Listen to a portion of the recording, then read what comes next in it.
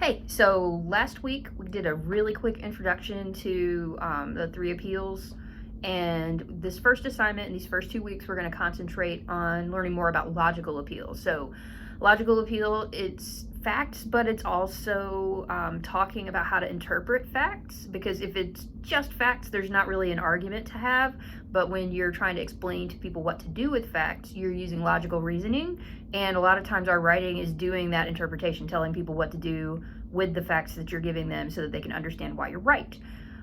Logical appeal is the most objective of the appeals, meaning it can be just right or wrong, as opposed to subjective, something like emotions, where some people respond with certain emotions and other people aren't triggered by those same things. And so we like logic because logic is more objective and you can count a little bit more on how people will respond to it, but that's not always the case. Sometimes people just can't follow logical reasoning, whether it's just lack of understanding or I have a 3-year-old, so age.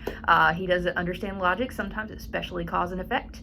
But also you've got issues, and I'm sure you're familiar with them, where people are not believing things that are facts. They just create their own reality, in which case you cannot show them facts and persuade them because they just don't believe in those facts. So it's not foolproof, but we tend to encourage it just because it is more objective than the other ways to persuade.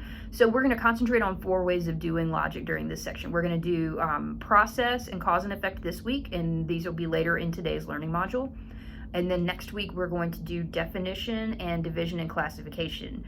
And then for your essay for this first unit, you get to pick which one of those or combination of those that you're going to use, and you're going to practice doing logical appeal with your essay.